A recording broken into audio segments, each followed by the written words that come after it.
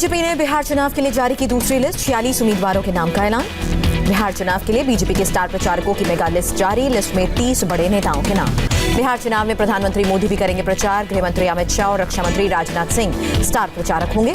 योगी आदित्यनाथ भी चुनाव प्रचार में उतरेंगे, जेपी नड्डा, स्मृति ईरानी, फडणवीस जैसे बड़े नेता करेंगे प्रचार। बिहार में बीजेपी के चुनाव प्रचार ने जोर पकड़ा, गया में जनसभा करके पार्टी अध्यक्ष जेपी नड्डा ने आगाज किया। गया में जेपी नड्डा ने जयप्रकाश नारायण को किया याद, कहा आजाद भारत में लोगों ने पहली बार कांग्रेस से अलग आवाज सुनी है। जेपी नड्डा ने विपक्ष पर निशाना साधा, कहा जेपी के आशीर्वाद से जिनको सत्ता मिली आज कांग्रेस को गले लगा रहे हैं। नड्डा ने कहा आजादी के 70 साल तक बिहार में सिर्फ 4 मेडिकल कॉलेज थे, पिछले 6 साल में 14 मेडिकल कॉलेज मिले। जेपी नड्डा ने कहा प्रधानमंत्री मोदी और नीतीश कुमार ने मिलकर बिहार की राजनीति को बदला है। गया रैली में नड्डा ने नीतीश को बताया विकास पुरुष, कहा देश प्रधानमंत्री मोदी के हाथों में सुरक्षित। गया से पहले पटना पहुंचे बीजेपी अध्यक्ष जेपी नड्डा, लोकनायक जयप्रकाश नारायण को श्रद्धांजलि। पटना के महावीर मंदिर भी पहुंचे जेपी नड्डा, पूजा अर्चना की। सीएम नीतीश कुमार सोमवार से करेंगे चुनाव प्रचार का आगाज, 2 दिन वर्चुअल रैलियों को संबोधित करेंगे। नीतीश कुमार अगले 2 दिन 35 विधानसभा क्षेत्रों के लोगों को करेंगे संबोधित। 14 अक्टूबर से नीतीश चुनावी रैलियों को सीधे संबोधित करेंगे, अलग अलग विधानसभा क्षेत्रों के लिए उड़ान भरेंगे। बिहार चुनाव के लिए कांग्रेस ने कई कमेटियों का गठन किया, सुरजेवाला होंगे इलेक्शन मैनेजमेंट कमेटी के चेयरमैन। पवन खेड़ा बनाए गए मीडिया कोऑर्डिनेशन कमेटी के चेयरमैन, पब्लिसिटी कमेटी को देखेंगे सुबोध कुमार। उपचुनावों के लिए बीजेपी ने लिस्ट जारी की, गुजरात, उड़ीसा, छत्तीसगढ़, झारखंड और मणिपुर में उपचुनाव होने हैं। एमपी के दतिया में बोले शिवराज सिंह चौहान, कहा प्रधानमंत्री मोदी के करिश्माई नेतृत्व में अयोध्या में शुरू हुआ राम मंदिर का काम। शिवराज सिंह चौहान ने कई ग्रामीण योजनाओं का भी उद्घाटन किया, 318 ग्राम पंचायत भवन भी शुरू। जयप्रकाश नारायण की जयंती पर प्रधानमंत्री मोदी ने दी श्रद्धांजलि, कहा जेपी के लिए राष्ट्रीय हित और लोगों के कल्याण से ऊपर कुछ नहीं था। प्रधानमंत्री मोदी ने की स्वामित्व योजना की शुरुआत, 6 राज्यों के 1 लाख लोगों को बांटे गए प्रॉपर्टी कार्ड। प्रधानमंत्री ने कहा अब लाभार्थियों की जमीन पर नहीं डालेगा कोई नजर, बैंक से भी आसानी से मिलेगा लोन। प्रधानमंत्री मोदी ने कहा स्वामित्व योजना से अब भारत बन सकेगा आत्मनिर्भर। प्रधानमंत्री मोदी ने विपक्ष पर निशाना साधा, कहा सालों तक सत्ता में रहने वालों ने गांव के लोगों को उनके नसीब पर छोड़ा।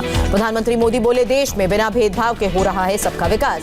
प्रधानमंत्री ने कहा जब संपत्ति पर अधिकार मिलेगा तो नागरिकों में आत्मविश्वास बढ़ेगा। मोदी ने कहा पंचायती राज सिस्टम को भी स्वामित्व योजना मजबूत करेगी। प्रधानमंत्री मोदी बोले देश ने ठाना गांव और गरीब को आत्मनिर्भर बनाना। विजया राजे सिंधिया की जन्म शताब्दी पर उनकी स्मृति में जारी होगा 100 रुपए का सिक्का, प्रधानमंत्री मोदी कल करेंगे जारी। हाथरस कांड में सीबीआई ने गैंगरेप की धारा में दर्ज की एफआईआर, जांच टीम बनाई। गाजियाबाद सीबीआई यूनिट की डीएसपी सीमा पाहुजा को जांच का जिम्मा। हिमाचल प्रदेश के गुड़िया मामले की भी जांच हो चुकी है।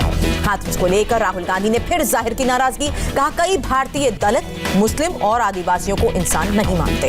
राजस्थान में करौली की घटना को लेकर कांग्रेस पर मायावती का हमला, कहा कांग्रेस शासित राजस्थान में भी अपराध बढ़ा है। बिहार के बक्सर में एक महिला से गैंगरेप का मामला, महिला के बेटे की हत्या, महिला को नहर में फेंका।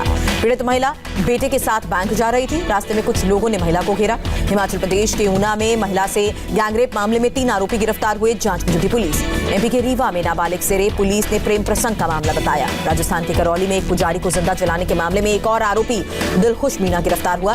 पुजारी के परिवार से मिले बीजेपी नेता कपिल मिश्रा, सोशल मीडिया पर परिवार को आर्थिक मदद के लिए कैंपेन चला रहे हैं। यूपी के गोंडा में पुजारी पर जानलेवा हमला, गंभीर हालत में लखनऊ रेफर।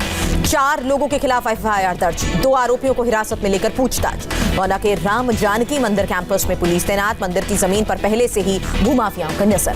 देवरिया में महिला कार्यकर्ता से मारपीट के मामले में यूपी कांग्रेस ने एक्शन लिया, पार्टी के 2 कार्यकर्ता सस्पेंड हुए।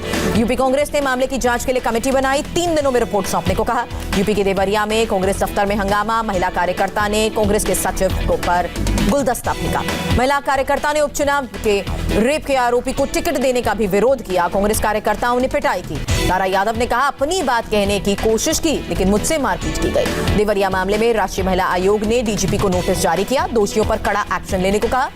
मेल और एक्सप्रेस ट्रेन में हटाए जाएंगे स्लीपर कोच, अब सिर्फ एसी बोगी हो रहेगी। दिल्ली से जयपुर के बीच डबल डेकर ट्रेन सेवा की शुरुआत, दोनों रूट पर तेजस एक्सप्रेस भी पटरी पर लौटी। महाराष्ट्र सरकार ने आरए के प्रदर्शनकारियों को बड़ी राहत दी, सीएम उद्धव ठाकरे ने वापस लिए सभी दर्ज मामले। सीएम ने आरए की 800 एकड़ जमीन को वन भूमि घोषित किया, मेट्रो कारशेड कर्ज मार्ग पर भी शिफ्ट किया जाएगा। सीएम उद्धव ठाकरे ने कहा सरकारी खजाने का एक भी पैसा बर्बाद नहीं होने देंगे। सुखबीर बादल ने कृषि कानून पर केंद्र और राज्य सरकार पर हमला बोला, कहा ना मुख्यमंत्री कुछ करने को तैयार ना प्रधानमंत्री। पश्चिम बंगाल के गवर्नर जगदीप धनखड़ से मिले मुकुल रॉय समेत बीजेपी के 3 नेता। मनीष शुक्ला हत्याकांड की सीबीआई जांच की मांग की। बलविंदर सिंह को अदालत ने 8 दिन की पुलिस हिरासत में भेजा। प्रदर्शन के दौरान कोलकाता पुलिस ने गिरफ्तार किया था। पश्चिम बंगाल के हुगली में ट्रैक पर रेल यात्रियों का प्रदर्शन, पानिया में ट्रैक जाम कर विरोध जताया। दिल्ली के ट्रांसपोर्ट मंत्री कैलाश गहलोत का बयान, बैटरी से चलने वाली गाड़ियों को नहीं देना होगा रोड टैक्स। साउथ दिल्ली में कंस्ट्रक्शन साइट पर निरीक्षण करने पहुंचे पर्यावरण मंत्री गोपाल राय, निर्माण कार्य पर रोक लगाने का आदेश दिया। गोपाल राय ने कहा, दिल्ली में प्रदूषण को कंट्रोल करने के लिए सरकार हर उपाय कर रही है। दिल्ली के बदरपुर में सेप्टिक टैंक की सफाई के दौरान हादसा हुआ। जहरीली गैस की चपेट में आकर मजदूर और बिल्डिंग मालिक की जान गई। जहरीली गैस में दम घुटने से बेहोश हुआ मजदूर, बचाने के लिए ठेकेदार और बिल्डिंग के मालिक भी टैंक में उतरे। दिल्ली में फिर बड़ा प्रदूषण का लेवल, आईटीओ पर एयर क्वालिटी इंडेक्स 264 और रोहिणी में 246 दर्ज हुआ। पंजाब के मोगा में पराली न जलाने को लेकर जागरूकता अभियान, जिला प्रशासन ने साइकिल रैली निकाली। अंतर्राष्ट्रीय बालिका दिवस पर राजस्थान सरकार ने इंपैक्ट मोबाइल ऐप लॉन्च की, प्री कंसेप्शन और prenatal diagnostic technique. Assam सरकार ने शुरू की स्नेहा स्पर्श योजना, 12 साल से कम उम्र के बच्चों का होगा निःशुल्क अंग प्रत्यारोपण। उत्तराखंड में आईटीबीपी की स्कीइंग और पर्वतारोहण संस्थानों ने औली में चलाया स्वच्छता अभियान।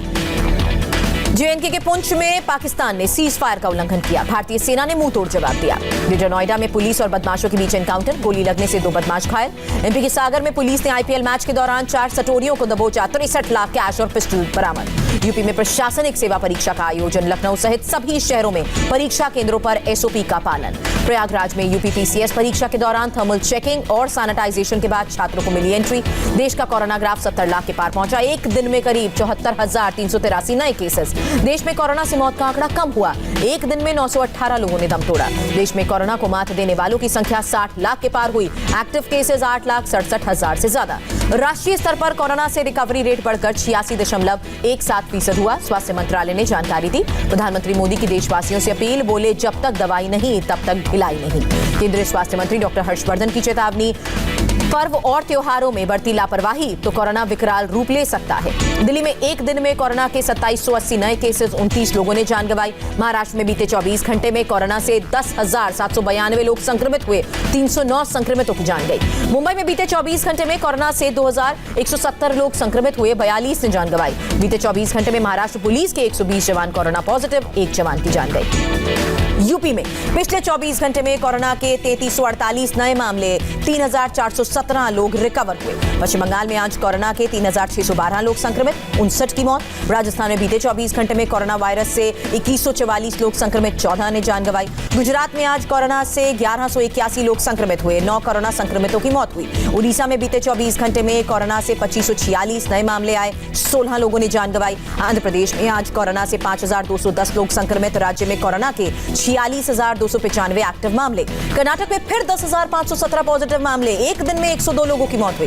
तमिलनाडु में आज कोरोना से 5,015 लोग संक्रमित, 65 लोगों की मौत। तेलंगाना में शनिवार को 1717 लोग कोरोना पॉजिटिव हुए, 5 ने जान गंवाई।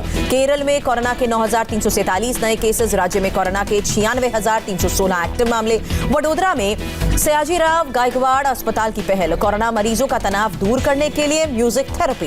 कर्नाटक के शिमोगा में भी अस्पताल के कोरोना वार्ड में बनाई छोटी लाइब्रेरी, मरीजों का तनाव दूर करने की कोशिश। कोरोना काल में नौकरी गंवाने के बाद युवक ने नोएडा में लगाया फूड स्टॉल, एमएनसी में काम करता था।